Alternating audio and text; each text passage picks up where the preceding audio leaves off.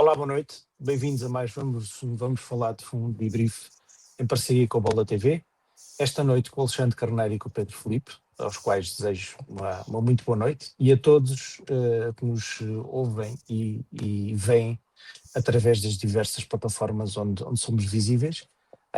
Antes de começar, gostaríamos só de agradecer a todos os patronos e patronas que dão uma ajuda e contribuem para a existência do Vamos Falar de Fundo.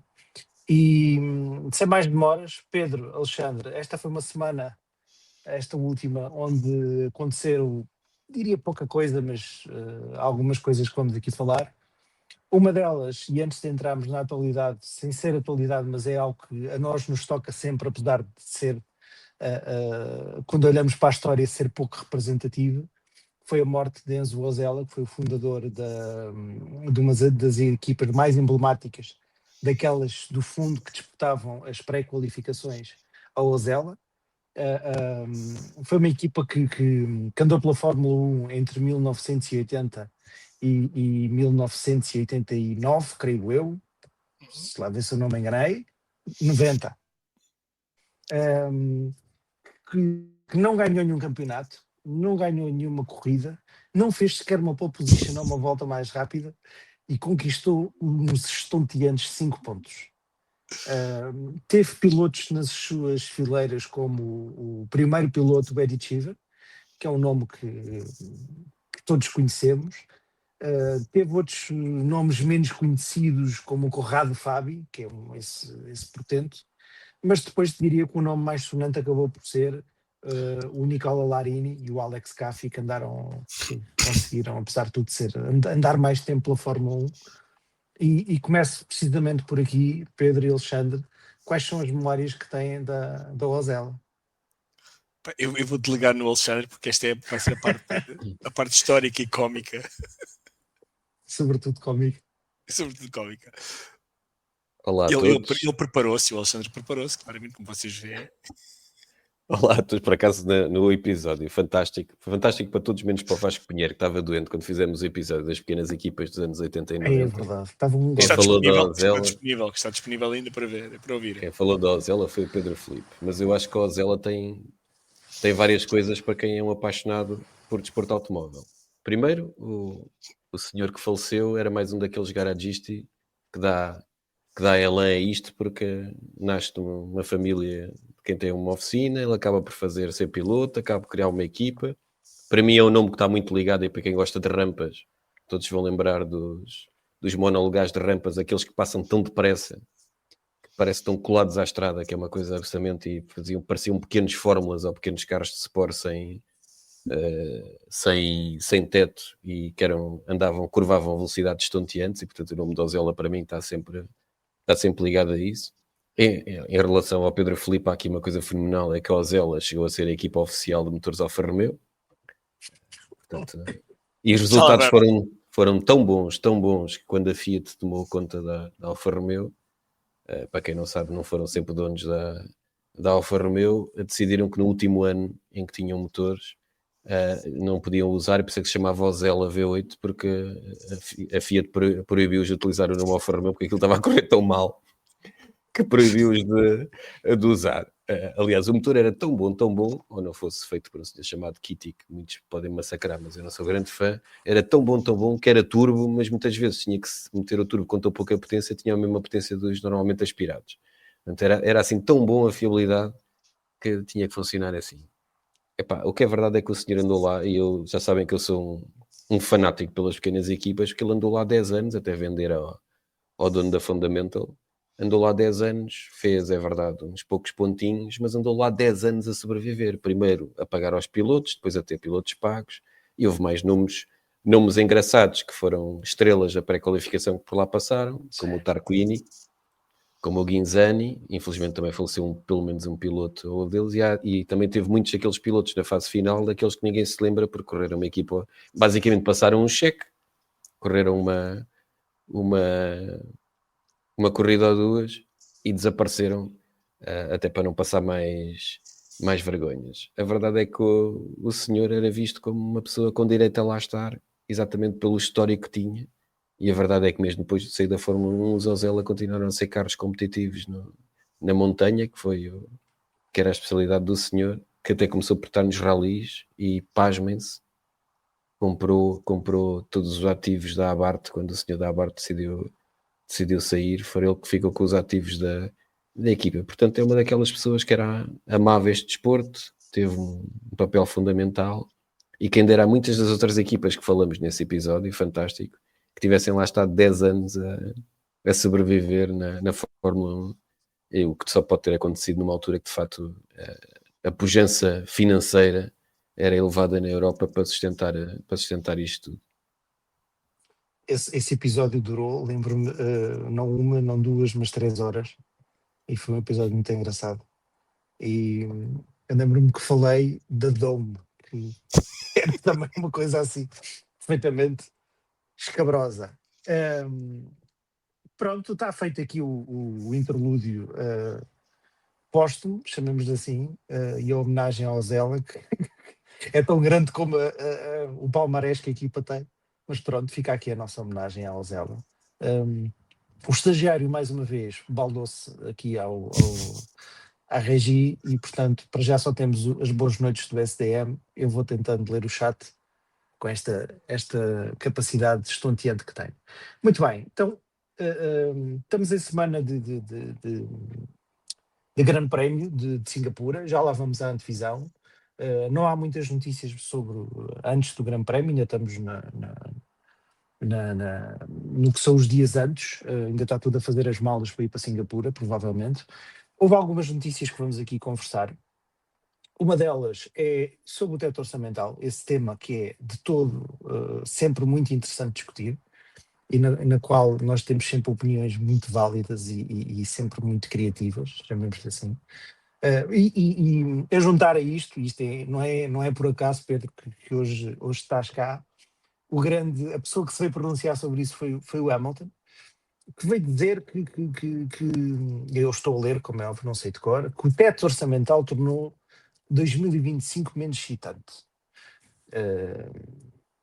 E a razão pela qual o Hamilton diz isto é porque, ou seja, É porque está sempre equipas ricas com dinheiro para que se não houvesse budget, que é para fazer mais carros. É por isso que ele diz isso. Já me estragaste o meu gancho para provocar o Pedro Filipe, mas pronto. Mas basicamente o Hamilton veio dizer que este ano as equipas mudaram muito o desenvolvimento para 2026, e que isso esvaziou o ciclo de desenvolvimento deste ano. Ou seja, que houve menos atualizações, ou seja, dando a entender que é por isso que o Ferrari é basicamente um charuto. Pronto. Em termos leigos, é isto que estamos a falar. Depois existem umas contradições. Há uns que contrapõem isto, como claro, o André Stella, que por acaso está na McLaren, para quem não sabe, e que está em primeiro lugar, também até quase não sabe, porque provavelmente vai ser campeão agora em Singapura, de construtores. Diz que inevitavelmente isto não é razão para justificar isto, que no fundo que quem é eficiente consegue fazer isto e consegue desenvolver o carro do próximo ano. Isto parece-me um bocadinho maus fígados, Pedro, e gostava de ouvir defender aqui na tua condição de Hamiltonete de serviço exatamente o que é que tens a dizer. Pá, assim, o Hamilton não é conhecido por fazer análises ponderadas, imparciais e altamente técnicas. Portanto, eu acho que ele devia limitar-se a tentar apanhar os cacos do que é a época dele na Ferrari.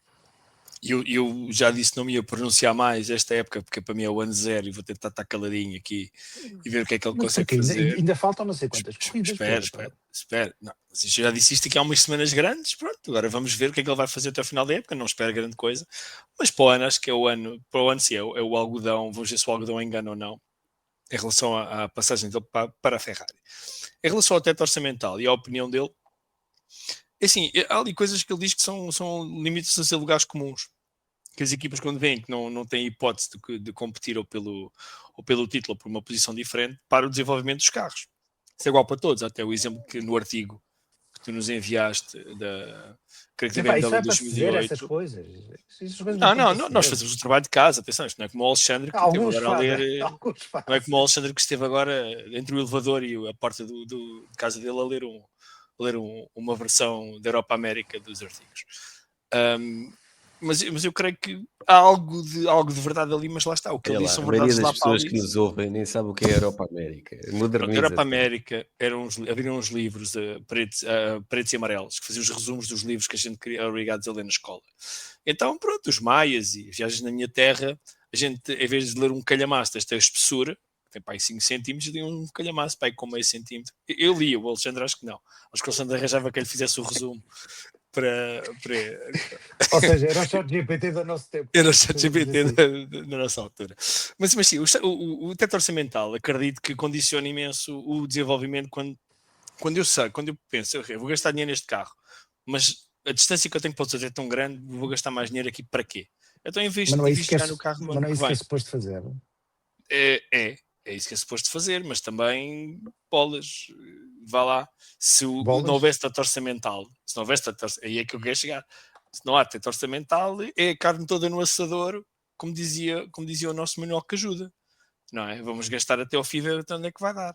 Epá, se eu acho que os fundos iam ser ilimitados, bom, provavelmente no mundo ideal não, mas quer dizer, se aquilo é, João Amaral, um grande abraço, o pináculo do desporto automóvel, então que seja o pináculo da despesa, não é? E do despesismo, como gosta o Alexandre, não é? De gastar dinheiro a torto e direito, sobretudo se não for o dele. Gastem mais. Aqui há uns anos, quando é que foi a Oracle foi apresentada como sponsor da Red Bull? Foi há 2 ou 3 Acho anos. que foi no ano passado. Foi no ano passado ou foi há 2 anos? Sim, e na altura, se eu bem me recordo, posso estar enganado, porque eu ficar velho e a minha memória não é a mesma, o patrocínio da Oracle fazia praticamente todo o orçamento da Red Bull. Aqueles 250 milhões, se eu não estou enganado. Ora bolas, fora todos os outros que eles ainda conseguem arrecadar, mais os fundos próprios que vão tendo, mais quer dizer, se calhar há dinheiro para gastar. Então se há dinheiro para gastar, vamos a isso. Não. Hoje em dia as equipas de Fórmula 1 estão tão valorizadas, não é? Fala-se $1 bilhão, não é? $1 bilhão, creio eu, uma das equipas, ou 2 ou 3. Portanto, todas elas são negócios altamente bem sucedidos, que não acredito que percam dinheiro, que tenham prejuízos ao ponto de não poderem gastar um pouco mais. Quer dizer, não. Agora, limitar o desenvolvimento porque já não vale a pena e o que eu vou gastar não vai dar, não tenho o suficiente. Então gasta à vontade. Eu aí não tenho grande paz em dizer, gastem, não acabem com o teto orçamental. Porque acho que é uma maneira, é como um bocadinho como fazia no DTM nos anos 90, pôr peso nos carros que ganhavam. Quer dizer, não faz sentido, quer dizer, estamos aqui a alterar o equilíbrio das coisas. Quem tem mais, gasta mais, quem tem menos, gasta menos. E já se provou, no passado, que às vezes com pequenos orçamentos conseguem fazer grandes máquinas e grandes carros. E ter grandes resultados. Veja-se a Braun em 2009, que foi uma solução técnica, não é? Foi ali uma solução de engenharia que lhes deu uma vantagem enorme e não precisaram de gastar nenhuma fortuna, eles nem patrocínio tinham no carro. Portanto, teto orçamental para mim é um bocadinho como o DRS, podem enterrá-los na mesma cova. Muito bem. Alexandre, o Pedro Filipe só diz disparates, não é? Sobretudo quando tudo serve para defender o Hamilton. Não achas? Bem, eu sei que tu disseste que era para não falar, mas eu acho que o Hamilton naturalmente está um bocadinho afetado por um dos seus melhores amigos, o seu cão ter falecido, e portanto às vezes tem faltas de memória. Isso foi antes. Isto foi antes disso. Mas ele já estava doente, o cão dele já estava doente há algum tempo. E é sempre Tá bem, triste, mas isso não é notícia. Isso não é notícia. Quem é fã, Maria. quem é fã, e temos que dar um toque às pessoas que gostam muito de animais e que ouvem o nosso podcast. Mas atenção, eu gosto muito de animais, mas isso não é notícia, lamento. Quem nunca perdeu o animal de estimação que atira a primeira pedra, portanto vamos passar à frente, como diz o Vasco. Não, mas houve uma coisa, o que não faz é sentido estar-se a dar a visibilidade a isso. Ora bem, pronto. Não faz sentido. Teve que ser o Alexandre, não é? O amigo das touradas. É só para manter a tradição de olimpicamente ignorar as perguntas que o moderador faz. Acho que faz muito bem. Portanto, não, agora eu acho é que o Hamilton esquece. Primeiro que esta regra não foi estabelecida ontem, não foi uma surpresa para ninguém. Não foi estabelecida ontem, já foi um tempito. E que se ele tivesse numa equipa pequena, mais pobre, se calhar estava caladinho que nem um rato. Ou se estivesse numa equipa que estivesse à frente das outras em termos de resultados e desenvolvimento. Portanto, ele faz a parte dele. Eu gostava que às vezes, e volto a dizer que o Hamilton é provavelmente um dos melhores pilotos de sempre, se não o melhor de sempre da Fórmula 1, gostava que ele às vezes tivesse um bocadinho, cuja experiência dele e a inteligência que tem em pista se refletisse mais às vezes na opinião que tem cá para fora, para ter cuidado que depois também fazem com as palavras dele, porque se calhar depois quando vamos ver exatamente o que ele disse, não é bem assim. Pá, nós já dissemos aqui em muitos episódios que o budget cap não faz sentido nenhum. Não tem nada a ver com competitividade, eu diria que tem mais a ver com levarem uma data de dinheiro para os acionistas, porque durante décadas nós vimos Fórmula 1 em que não era para dar dinheiro e hoje em dia as equipas de Fórmula 1 são para dar dinheiro à grande e à francesa. E portanto, se calhar o budget cap não tem essa intenção de nada de equilíbrio, tem outra lógica completamente diferente. Eu também achava mais engraçado, tal como o Hamilton disse, que quando faltassem 10 corridas para o final da época, e a Ferrari no passado, que vocês têm, embora sejam ainda bastante jovens, têm idade para se lembrar disso, em que supostamente a Ferrari gastava o dobro das outras equipas em budget. Portanto, se estivéssemos nessa altura, provavelmente a Ferrari estava a construir outro carro, igualmente mau, para fazer o resto da época até ao fim. Portanto, pá, o budget cap, estas decisões não são tomadas, eu acho que que parece sempre que as decisões são tomadas pela FIA ou pela Liberty sozinha, e quando as equipas são consultadas e dão a sua opinião, e se baterem todas o pé, não vai acontecer. Portanto, deixem lá de ser chatinhos e assumam parte da responsabilidade nas coisas que são definidas. Ele devia estar chateado, se o budget cap incluísse o ordenado dele, como não incluiu, não devia estar assim tão chateado. Ele devia preocupar-se mais da posição dele relativa ao seu companheiro de equipa. Isso é que era uma coisa porreira que ele devia estar preocupado em ser o líder daquela equipa, porque tem experiência e capacidade mais do que suficiente para isso. Para mim o Toneto vai sangar comigo. Não vou concordar, e assim, eu sou Hamilton de serviço e acho graça e é tudo muito engraçado, mas eu não faço parte do culto, eu não contribuo para o Patreon do Hamilton, o único Patreon que eu contribuo já agora, vamos falar de fundo, que eu desafio toda a gente também a apoiar. Mas eu concordo com o Alexandre, eu acho que as opiniões dele, acho que o talento dele em pista é muito, muito superior à maturidade emocional que ele tem para dar este tipo de opiniões neste tipo de assuntos, sinceramente. Acho que devia pensar um bocadinho melhor no que está a dizer. E não é que não possa ter opinião, pode ter opinião sobre o que ele quiser. Não é isso. Mas às vezes é um tiro completamente ao lado. Né? Falha o porta-aviões, falha um penalti de baliza aberta. E isso faz-me um bocadinho de impressão. Mas eu acho que o Luís Tiago Martins tem um comentário aqui, acho que se me permites. Faz lá de... O Luís Tiago Martins tem um comentário aqui que eu acho interessante, que diz, mais uma vez, a FIA a nivelar por baixo, quem tem guido que se chega à frente. Pois é, mas eu acho que quem tem guido deve-se mesmo chegar à frente. Eu acho que o pináculo do desporto automóvel, que é a Fórmula 1, hoje parece uma Fórmula spec. Os carros estão tão próximos uns dos outros. Se alguma coisa teve de bom, o budget cap foi isto. Os carros estão tão próximos uns dos outros que eu diria, se calhar com mais dinheiro e mais desenvolvimento e menos limitações do túnel de vento e do acesso a todos os simuladores que eles possam ter, se calhar temos uma Fórmula 1 muito mais competitiva e tínhamos mais equipas a disputar em primeiro lugar. E aquilo, no fundo, o que parece é um regresso a 2009. É quem tem a vantagem inicial fica com a vantagem inicial.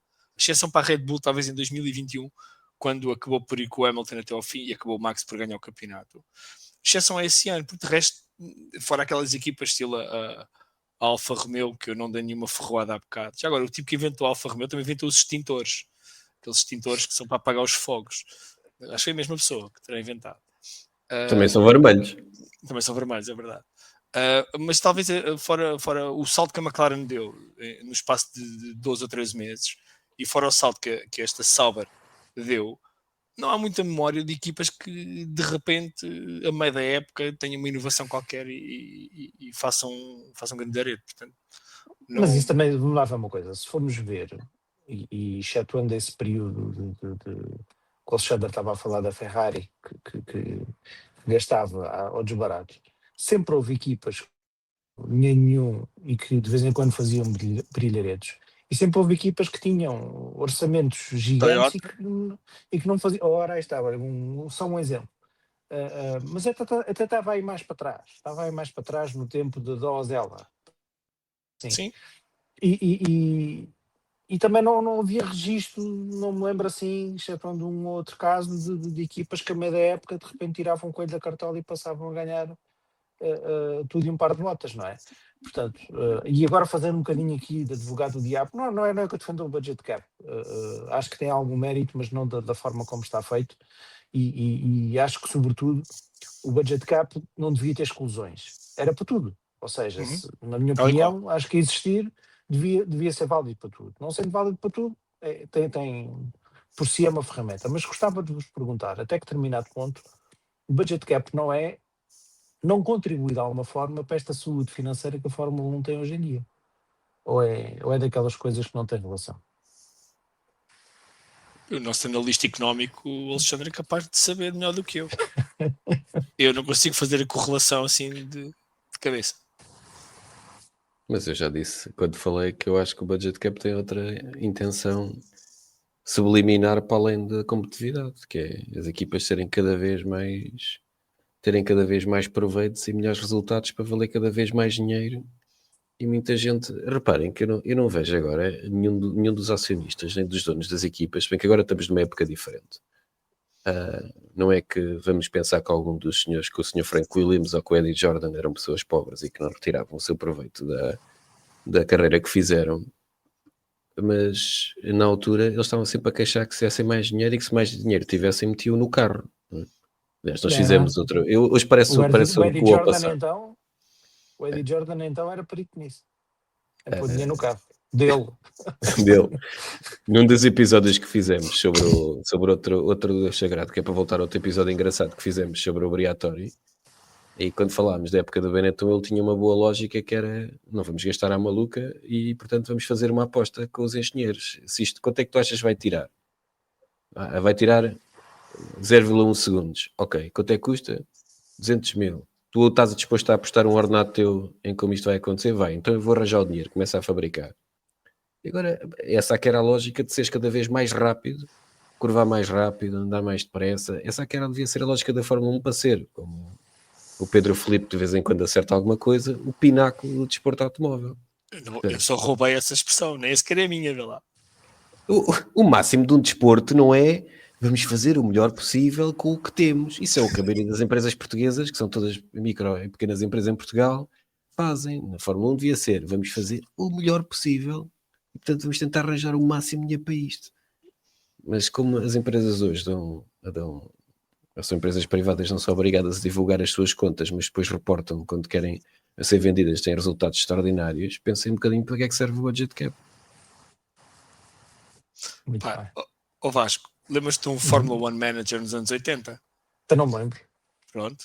Esse budget, tinha um budget cap.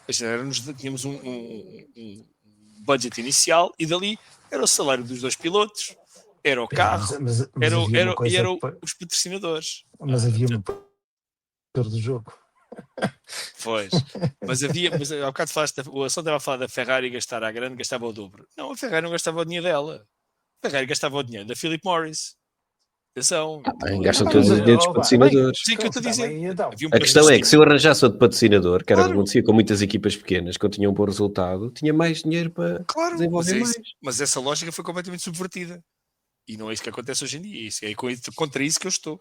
Nós estamos a esquecer que nós vivemos épocas na Fórmula 1 em que, eu estou-me a lembrar da Lotus, em que, como não tinha dinheiro, começou por meter suspensão ativa no carro do Herbert e o do Lamy fez não sei quantas corridas sem suspensão ativa, porque não havia dinheiro para normal. Isso era muito normal acontecer. Era muito normal. Dependia quanto é que cada piloto pagava, qual era a importância. E como o carro daquele ano só começava para ir ao 5º grande prémio, também era normal as equipas mais pequenas ter um piloto a correr com o carro de 1993 e o outro a correr com o carro de 1992. Sim. Bem bom. Era o mais normal. No caso da Ozela, corriam todos com o carro de 1984 para ir até 88, mas é a vida. Isso era a maravilha da Fórmula 1 nos anos 80, não é? Mas pronto, hoje em dia não é assim. Hoje em dia era impensável ir com um carro do ano anterior para o ano seguinte. Mas pronto. Olha que a Alpine. Epá, Alpine, há mais umas Aquilo é quantas, muito não é? Mas mau. pronto, aquilo é recaustado para cumprir o regulamento, não é? Mas pronto.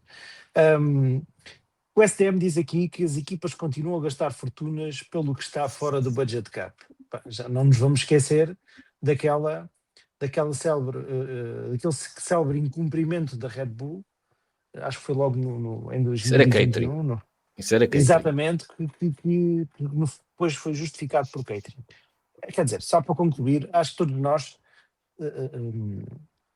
temos consciência que todas as equipas gastam muito mais do que o budget cap e que são criativas na forma como no fundo gerem isso, não é? Acaba por ser uma contabilidade criativa que pronto, vamos ver até ao dia que a coisa não corre bem. Eu acho é que a FIA, repito só aquilo que já disse, enquanto não tomar uma decisão mais, a FIA, as equipas tomarem uma decisão mais drástica, mas daí vão ao bolso dos pilotos e dos chefes de equipa e se calhar eles não querem isso. Enquanto isso não acontecer uma mudança mais rigorosa, não vamos ter grandes mudanças. Ora bem, passando ao próximo tema, e continuando na senda das entrevistas, porque houve uma segunda entrevista esta semana, de um piloto que também tem cão, é importante dizer isto. O Charles Leclerc veio falar sobre coisas se calhar um bocadinho mais interessantes, pelo menos tem a ver com corridas, não tem a ver com X6 e coisas desse género, que é sobre, deu uma entrevista onde veio falar sobre grelhas invertidas e sobre motores V8 e V10, que é uma coisa bem mais interessante de falar.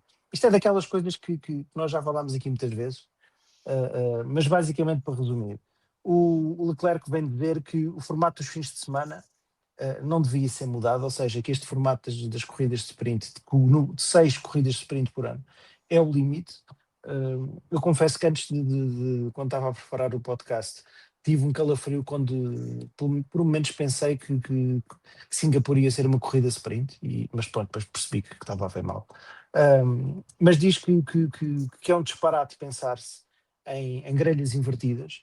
Eu pensava que este assunto já estava arrumado, mas pronto, parece que alguém de vez em quando gosta de voltar a falar dele. E que, eventualmente, as estradas só deveriam ser numa corrida sprint. E depois termina com esta frase poética a dizer que as corridas de grelha invertida não são o ADN dos grandes prémios. Eu diria que, pronto, não só não são o ADN, como também os budget caps não são o ADN da Fórmula 1, mas pronto, eu não percebo tanta coisa disto. E, portanto, começando por aqui, Alexandre, tu que gostas tanto de corridas sprints e de cenas sprints, diz-nos lá se o Leclerc tem razão ou não, que devia existir corridas sprint em todos os grandes prémios como no MotoGP, ou se o Leclerc tem razão. Corridas de sprint. Se aquilo fosse efetivamente um sprint em que víssemos montes de ultrapassagens e que se andasse a 101% desde o início até ao fim, valia a pena. E eu volto a dizer que eu tenho muitos defeitos, mas costumo ser coerente. Que eu gosto de experimentar coisas, porque andar para aqui a dizer que estamos insatisfeitos e não quer experimentar coisas novas não serve para nada. E, portanto, eu acho que eles experimentaram, acho que o efeito não foi o pretendido, a não ser ter mais transmissões televisivas. Acho que não traz nada a novos adeptos, acho que os geeks acabam por ver aquilo somos nós. Só se a ideia é que o pessoal, principalmente do outro lado do Atlântico, que não acha que as corridas são muito compridas, preferem ver aquela porque é mais pequena, mas a realidade é que os resultados, os carros que ficam à frente na sprint não são assim os resultados não são tão dispares da corrida principal.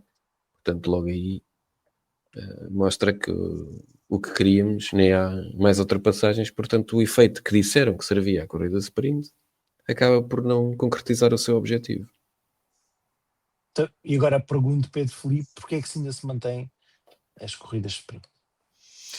Olha, eu não sei, eu acho que quando nós nos enganamos e cometemos um erro, o primeiro segredo, ou quando estamos a cavar um buraco, o primeiro segredo é largar a pá. E eles parece que não perceberam isso.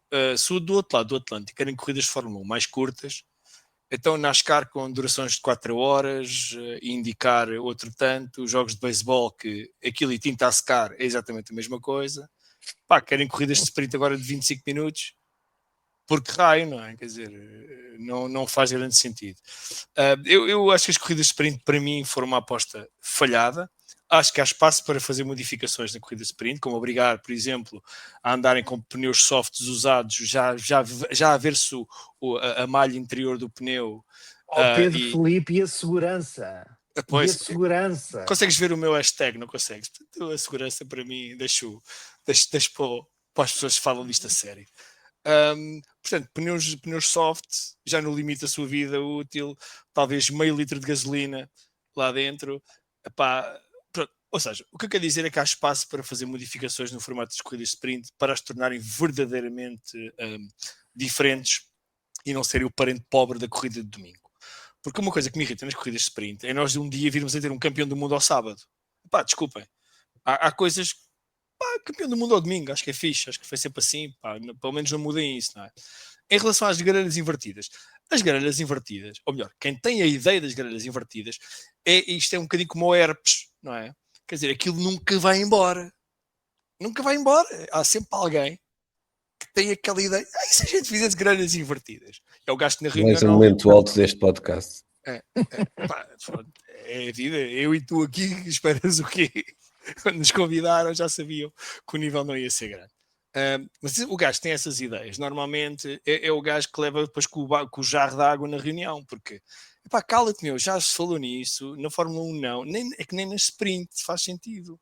Epá, uma grelha invertida é aquilo que nós fazemos quando vamos correr com os nossos amigos de karting. De karting, porque o gajo realmente que fez o tempo mais rápido naquelas meia dúzia de voltas de treinos de qualificação é o gajo que vai ganhar a corrida. Então a gente pode tramar, porque é uma corrida de karts em Palmela, não é? Pomos o gajo lá atrás, quando é na brincadeira, quando é realmente para gozar com os rápidos, não é? Por exemplo, se a gente fosse fazer uma corrida de karting com o Tomás Martins, que espero que seja campeão brevemente, estávamos feitos, se calhar não, Tomás, és rapidinho, lá para trás, vais correr lá atrás, e depois a gente vai pôr os gordos como eu a bloquear-lhe o caminho. E sim, agora na Fórmula 1, por amor de Deus, pá, parem com essas. Até os aspersores são uma ideia mais interessante, na minha opinião, que as grelhas invertidas. A grelha invertida para mim é contra a minha religião. É como praticar desporto. Epá, não aleja, não obrigado. Alexandre, estavas aí a abanar a cabeça com tanta veemência. Tens direito de resposta, vá, força. Não, eu sempre que ele diz que isto é como praticar desporto que aleja, eu acho que devíamos ser banidos do YouTube por ele dizer essas belas mensagens para quem está a ouvir. Eu estou à espera que passes para o V8 e para o V10. Pronto, agora essa. Eu, antes de passar para o V8 e para o V10, o Luís Tiago Martins diz aqui uma coisa que se calhar é isso, a razão pela qual as corridas de sprint ainda continuam. Não é? Só não acabam porque é para ver quem paga mais. Se calhar é isso, mas pronto. Adiante. Eu nem vou pronunciar sobre as corridas de sprint porque não tenho absolutamente nada de interessante para dizer, a não ser que voltem ao normal e não mexam, se faz favor. O Leclerc veio dizer também outra coisa, que essa sim, mas também é daquelas coisas que se diz que mostra simpatia por um regresso aos V8 ou V10, mais simples, mais baratos e sobretudo mais sonoros. Diz basicamente que faz falta ao espetáculo isso. Eu confirmo que acho que faz muita falta ao espetáculo isso, quer dizer, a última vez que vi Fórmula 1 ao vivo, que foi em Portimão, em 2020, onde vi, e acho que não mudou muito, só vi que o carro tinha sido posto a trabalhar quando o carro passou à minha frente, basicamente. Não preciso fazer mais uma voltada, uma viagem ao passado. Eu lembro-me de quando o Fórmula 1 estava no Estoril, em Albarraque, ouvia-se quando a equipa punha o motor a trabalhar. Portanto, sim, em Albarraque, para quem não sabe, vai ver ao mapa. Uma terra ao pé do autódromo de Estoril. Portanto, esta sim já é uma notícia muito mais interessante, mas quer dizer, é daquelas coisas mostrar simpatia, mas quer dizer, vocês acreditam que isto pode ter pernas para andar? Os V8 e os V10 e... Alexandre, tu tens insight sobre a indústria energética. Qual é a tua opinião sobre este assunto? Eu acho que este é daqueles assuntos que já me irrita porque tem que ser decomposto aos bocadinhos para ser analisado por gente crescida. Que é, Epá, então vamos lá partir o elefante às fatias. Devíamos ter convidado outras pessoas, então. Às Devíamos ter postas. convidado outras pessoas. primeiro é só para esclarecer que o Vasco queria dizer vamos ao Maps, não era um mapa. Já ninguém usa mapas, vão ao Maps. As pessoas não percebem. Só para ficar claro. Senão daqui a bocado ele manda ir ao pessoal ler os pergaminhos e o pessoal fica confundido. Mas nós temos saudades dos motores V8 ou V10 ou temos saudades do barulho? É que Não são pode, coisas não pode ser as duas diferentes. coisas. Não, sim, mas pode ser as duas coisas. Mas porquê? Achas que também não podes fabricar os V6 para fazer barulho a sério? Eu acho que Pá, podes. diz que faça barulho. Se os Basta motores são tirar muito o caros, MG e o H, não é? Vocês que são engenheiros percebem destas coisas. Não. se querem que faça barulho, não é preciso ser um V8 ou V10. É tratar de fazer o projeto para aquilo fazer o barulho, que eu acho muito bem, totalmente a favor, para fazer o barulho que tanto apaixonava as pessoas. Se é um V8 ou um V10, isso é muito caro. Só é muito caro porque queremos que os motores durem. E qualquer dia, já brinquei aqui no podcast que aquilo qualquer dia tem que ter 3 anos e 100 mil km de garantia, não é? Aquilo é caro, porque para durar Isso aqueles era os quilómetros carros todos japoneses, pá. Isso era os é carros japoneses. feito de umas ligas daquelas que devem cair nos meteoritos quando cai um meteorito na Terra e portanto custa um balúrdio. Portanto, se voltássemos à parte que afinal não era sustentável de derreter um motor por qualificação ou por corrida, se calhar aquilo já era mais barato, porque se calhar é mais barato fabricar vários motores ou rearmar vários motores. Estás a fazer um motor XPTO com ligas super exóticas que só funcionam e só têm as tolerâncias corretas à temperatura correta, era ter vários motores a partir durante a... Não sejas tão exaustivo, Alexandre. Não sejas tão exaustivo. Portanto, eu não sei, é que as pessoas falam no barulho e falam dos V8 e V10. Pá, os V6 também podem fazer barulho. Aliás, os motores de hoje são mais simples. Pá, se calhar aqueles naquela altura também eram super complicados. Na altura dos V10 utilizavam sistemas eletrónicos que recorriam ao mais avançado que existia na altura, por isso começaram a aparecer os parceiros eletrónicos exatamente para conseguir. Eu lembro quando apareceu a Compaq como patrocinador, era de quem? Da Williams, eu não sei o quê. Era um patrocinador técnico. É que aquilo já estava tão sofisticado o motor que tinha um sistema XPTO. Tinha um 486, um Pentium 3. Enquanto o Ozella levava com o Spectre. O Spectre ainda era de cassetes. Fazia load aspas. Pá, não misturem. Estamos a falar do barulho. Na realidade, metade das pessoas que vêm a Fórmula 1, não sei se todos perguntarem o que é um V8 e um V10, vão ser capazes de explicar o que é um... E não estou a dizer isto com nenhum aspecto pejorativo. Agora o barulho, sim, mas o barulho não tem necessariamente a ver com a configuração do motor. E o ser mais barato é retirem complicação. É só retirar aquela manancial dali, metam tudo, voltar a motores de combustão com combustíveis sintéticos. Exatamente. É mais simples. Estão a dar uma lição melhor ao que efetivamente é mais fácil de acontecer de um dia para o outro para poupar em emissões. Pá, e vou-vos dar uma surpresa. Uma coisa completamente nova, uma tecnologia nova. Não sei se sabem, mas se a gente pegar num motor partido, okay, descontaminar e mandar para a cirurgia, até porque aquilo é metal bom, dá para voltar a fazer outras coisas em metal. É uma coisa nova, completamente nova. Fundir metal e voltar a fazer coisas novas. É uma coisa nova.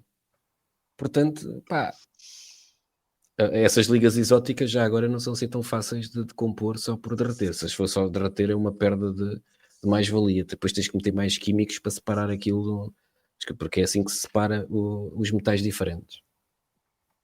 E agora que já passou o momento de enciclopédia, vamos falar assim. Vamos falar de engenharia. Pronto, está tudo certo.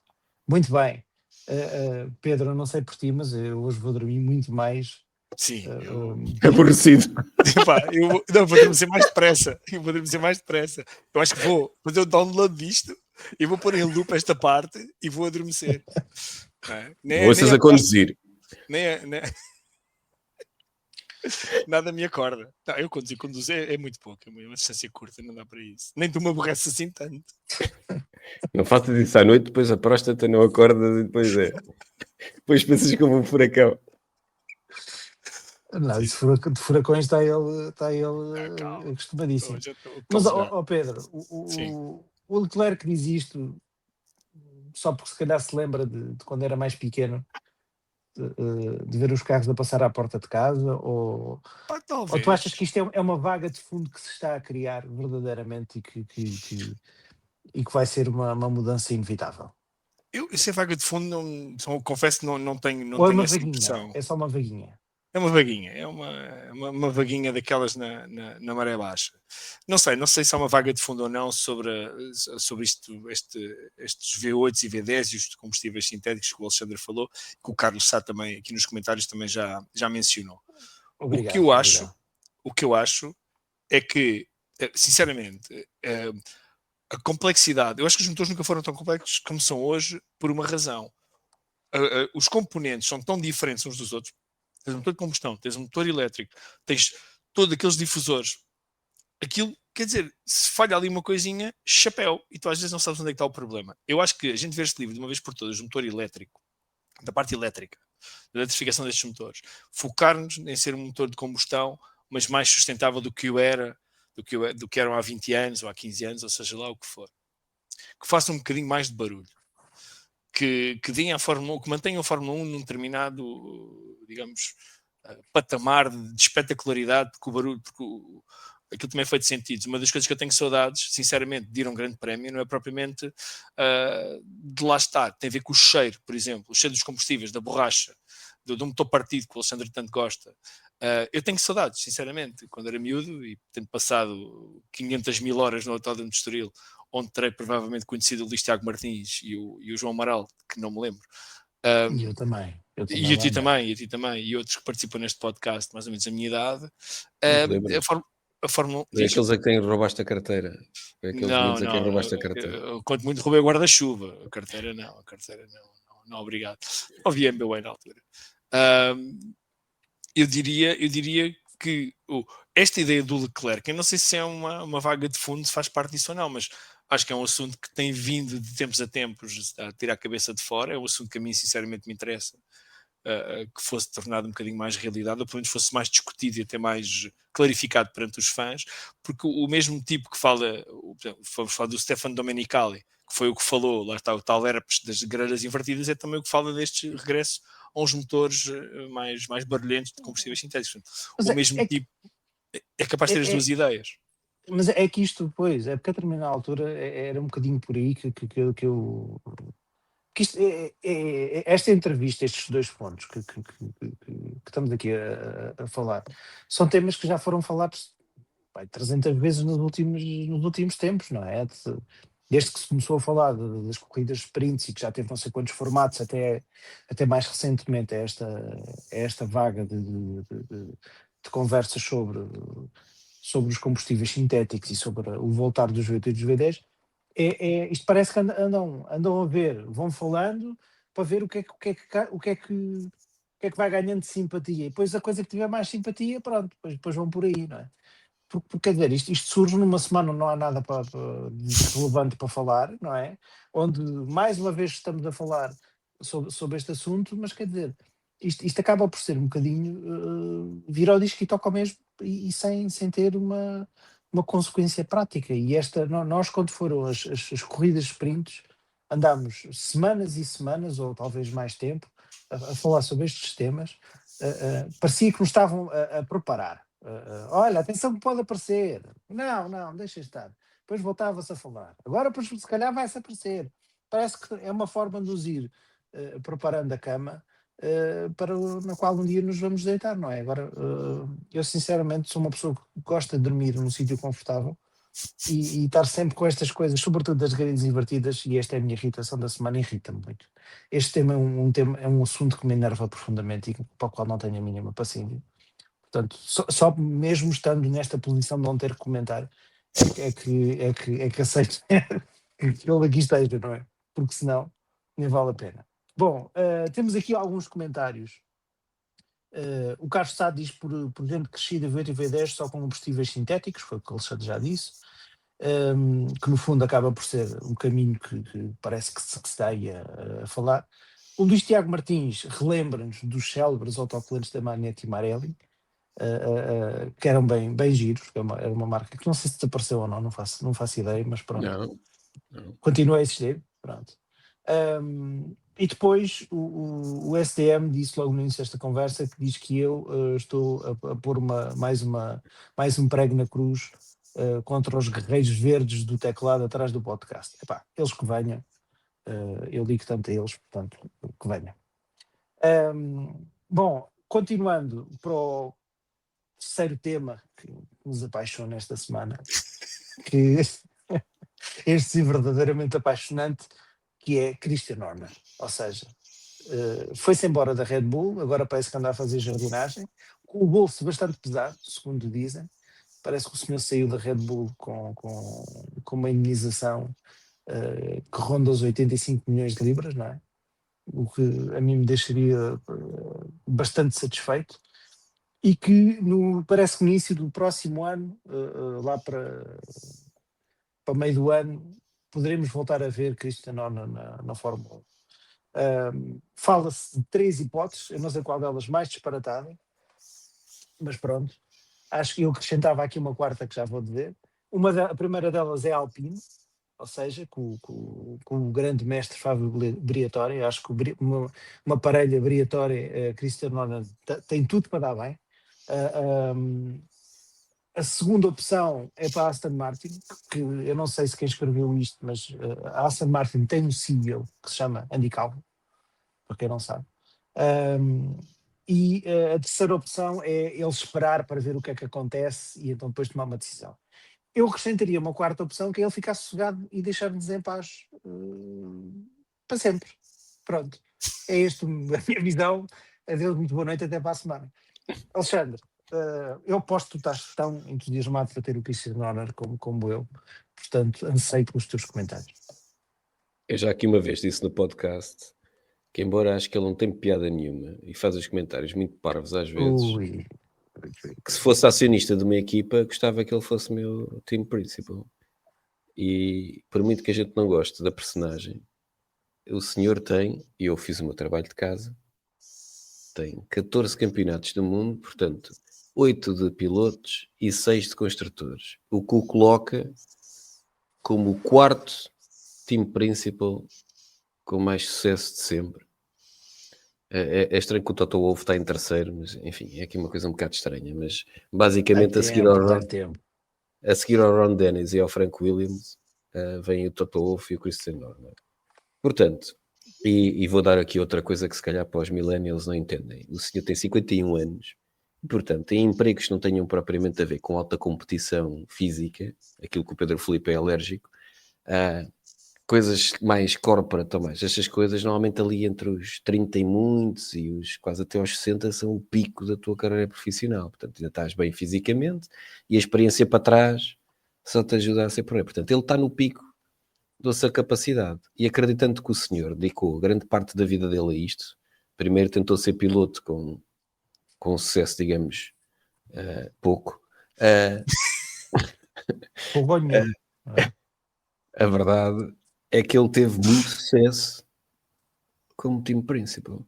E, portanto, por mais que eu não goste da figura, eu acho que ele tem lugar no paddock da Fórmula 1. Não sei se será tão imediato como as pessoas pensam. Até porque ele tem lá, usando o Spice Boy, que é o termo amoroso que o Pedro Filipe tem para ele, a esposa também anda a fazer uns concertos de vez em quando para ganhar uns trocos.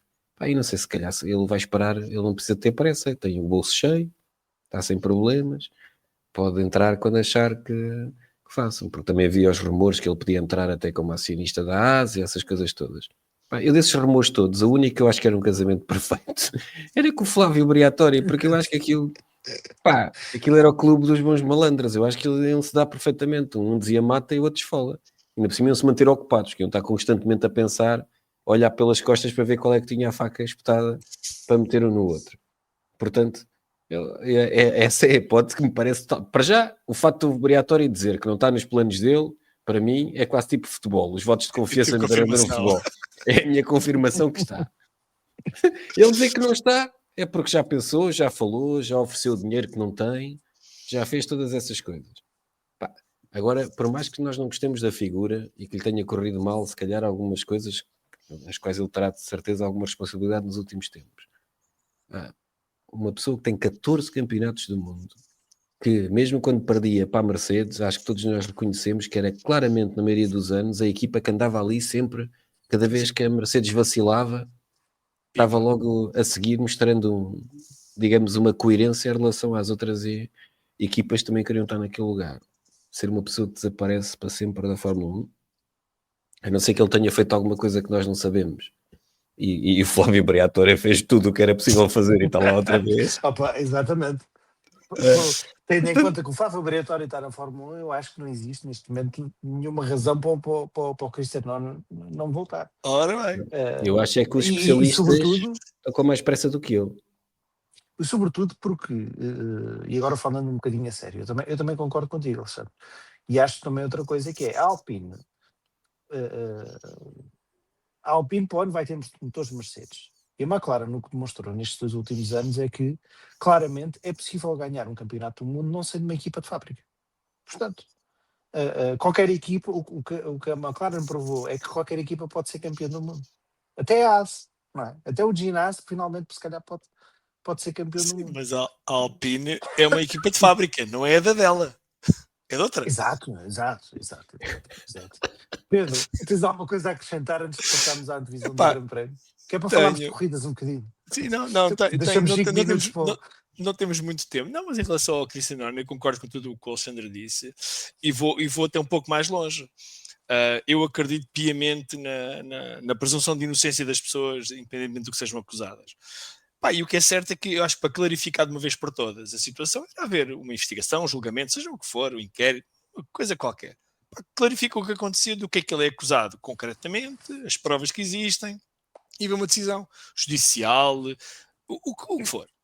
E isso para mim é um não assunto, porque eu não estou interessado sinceramente na vida privada das pessoas, mas libertava pelo menos esta suspeição que existe sobre ele. Porque cancelar um gajo, ou uma gaja, cancelar uma pessoa com o palmarés que o Alexandre acabou de descrever e não permitir que essa pessoa faça parte do circo da Fórmula 1, independentemente, e pai, não posso que o rapaz, sinceramente, ele e Toto Wolff são um par de jarras insuportável. Eu ouvi dizer que eles também não podem contigo. É uma pena. Pois, mas temos pena. Temos pena. Eu também estou a ficar mais levezinho agora, no final do verão estou mais em forma, fico mais leve, eles podem comigo, com certeza. Eu chatei-me um bocadinho que haja estes anticorpos todos contra o Spice Boy, porque ele é claramente um dos mais competentes de sempre a fazer uma equipa, criar uma equipa vencedora, atenção, praticamente do nada, porque a Jaguar, que é a equipa que a Red Bull compra para tornar na Red Bull, creio eu, acho que estou certo, era menos do que nada. E aquilo fartou-se ganhar. Portanto, vamos lá ser um bocadinho mais honestos connosco mesmos e com a Fórmula 1. O Flávio Briatore, atenção, não foi só a marosca de Singapura 2008 que a gente sabe.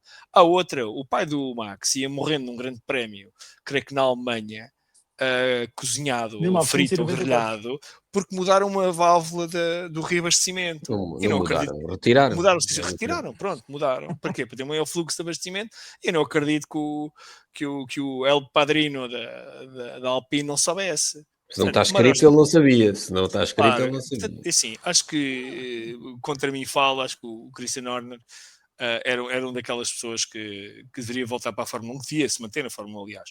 Na Aston Martin não creio que o Adrian Newey lá, e o Adrian Newey é acionista, atenção, não acredito que isso acontecesse. Na Alpine eu voto sim, se precisarem do meu voto, se me ligarem eu vou dizer que sim, se houver um televoto. Eu só peço uma coisa, que ele faça tudo isso, mas calado, portanto, que é para não termos que ter aqueles comentários. Bom, meus caros, rapidamente, Grande Prémio de Singapura, o Grande Prémio mais excitante do ano.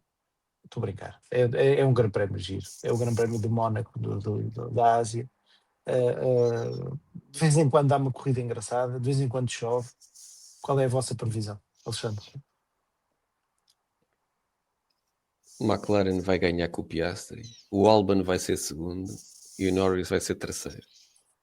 Isso é só porque o Sainz, isso é uma provocação, não? Não, e o Sainz vai andar em quarto, mas vai bater no final. E queres adivinhar quem é que fica em quarto ou em quinto? O George Russell. Muito bem. Alexandre, acho que não voltas cá tão depressa. Eu acho que ganha o Max, Acho que o Max vai ganhar. O Max vai pôr o campeonato a ferver. O Tsunoda faz pódio. O primeiro pódio da carreira dele vai ser para em terceiro lugar. Depois dos dois Ferrari baterem. Depois de andarem a lutar pelos lugares. Deixa ficar o Tsunoda em primeiro, que assim fica à mesma altura dos Não, outros. não, isso depois é o Max é o Max que vai fazer isso. Não, acho que o Max vai ganhar. Mas, sinceramente, pá, algum me diz que aquele tipo não deitou a toalha ao chão ainda.